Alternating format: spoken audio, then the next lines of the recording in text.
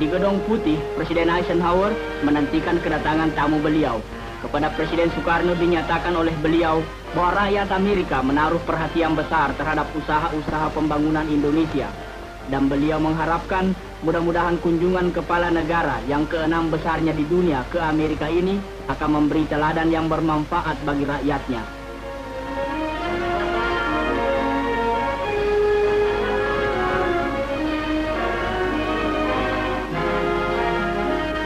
Kemudian Presiden Eisenhower berkenalan dengan Guntur dan selanjutnya menjamu tamu-tamu beliau untuk bersantap siang. Dikala itu Presiden Eisenhower mempersembahkan sebuah mangkuk perak tiruan asli daripada buatan Paul Revere, seorang pandai perak yang besar jasanya dalam revolusi Amerika dahulu. Presiden Soekarno yang sangat menghargai para pemimpin revolusi Amerika pernah memuji Paul Revere dalam pidato beliau di konferensi Bandung tahun yang lalu. Suatu hadiah yang dipandang tepat, dan sebaliknya Presiden Soekarno menghadiahkan sebilah keris kepada Presiden Eisenhower.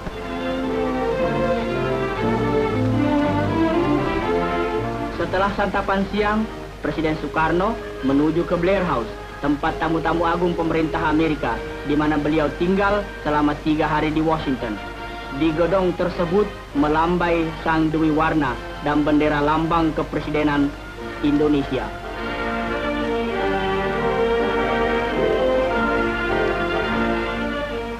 Meskipun beliau letih benar, Presiden Soekarno tak ingin melupakan mereka yang ingin berkenalan dengan beliau. Esok harinya,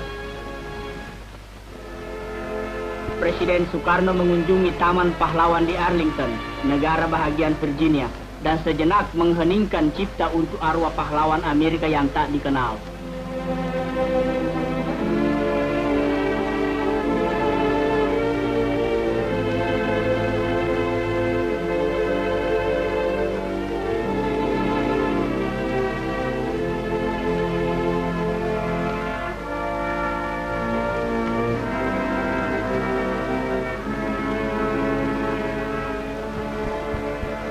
Mengunjungi taman-taman pahlawan bagi seorang tamu hanyalah berupa sebagian daripada protokol.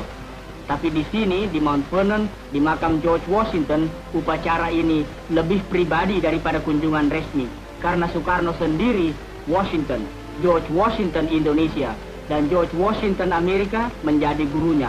Ajaran itu demikian baiknya, hingga seperti George Washington memimpin Amerika ke kemerdekaan, Soekarno juga memimpin Indonesia ke kemerdekaan.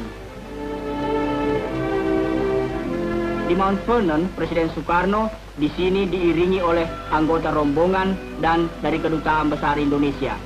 Karena hari itu banyak juga orang lain berkunjung ke sana, maka adanya Presiden Soekarno di situ pasti menambah pengetahuan mereka pula, terutama dalam ilmu sejarah bagi para siswa yang kebetulan ada di situ.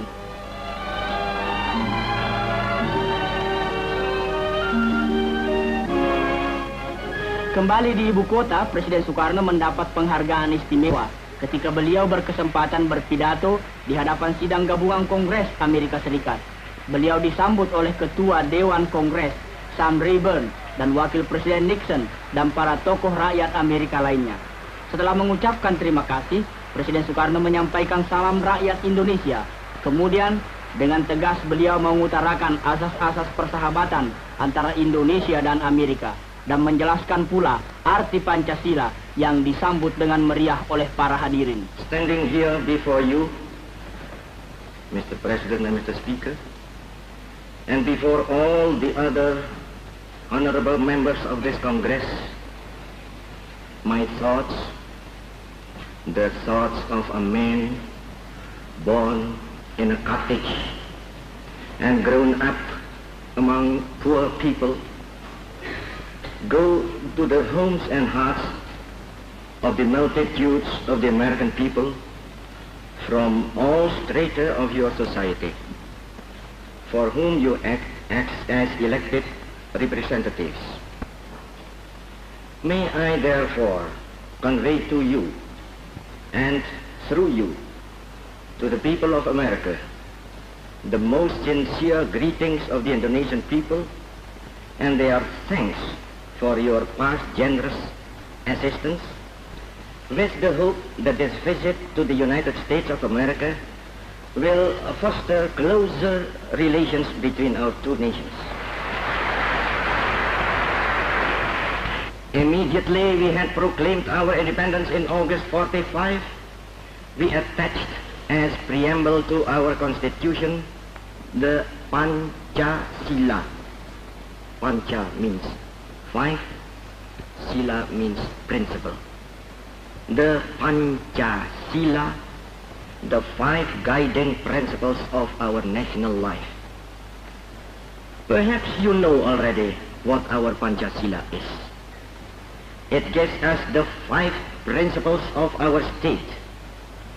These are: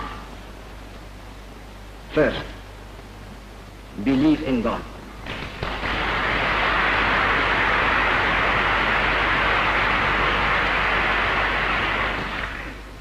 Second, nationalism. Third,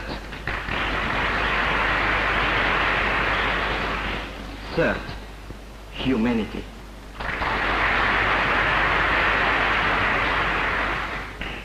Fourth, democracy.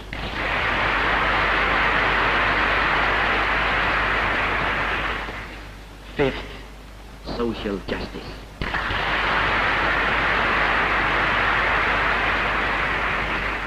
May God give us, America and Indonesia, the best friendship which has ever existed between two nations. Thank you. Dengan pidato yang jelas dan tegas, Presiden Soekarno lebih memikat hati para pemimpin rakyat Amerika ini, dan sekali lagi mendapat tepuk tangan yang gemuruh ketika menyelesaikan pidatonya. Dengan acara yang begitu banyak, Presiden Soekarno sebagai seorang yang menaruh minat besar dalam seni lukis, sempat juga mengunjungi National Art Gallery yang terkenal di Washington ini. Guntur turut juga.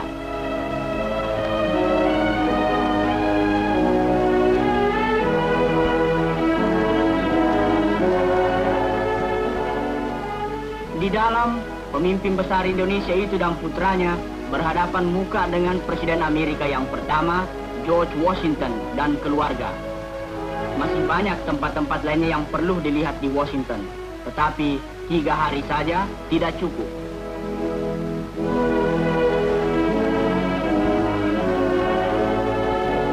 Tugu Washington hanyalah salah satu peringatan bagi kepala negara ini, tapi melebihi tugu-tugu ialah rakyat. Pemuda Amerika, terutama dengan kepercayaannya dan keberanian yang begitu meresap di hati Presiden Soekarno dan putranya. Seperti juga para pelancong lain, mereka pun mengunjungi tugu peringatan Lincoln, pelopor perjuangan persamaan hak-hak perseorangan.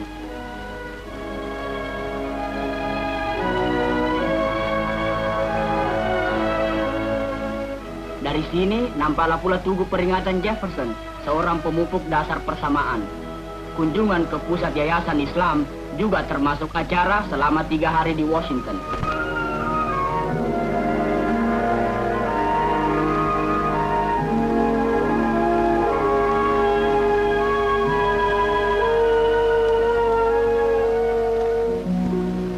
Kunjungan ke Washington dianggap belum lengkap bila mana tak melihat gedung Mahkamah Agung yang melindungi keadilan di Amerika Serikat. Persamaan, keadilan di bawah undang-undang hukum. Sorenya diadakan resepsi bagi kalangan diplomatik di Kedutaan Besar Indonesia di Washington, dan juga pertemuan ramah tamah dengan masyarakat Indonesia di ibu kota ini.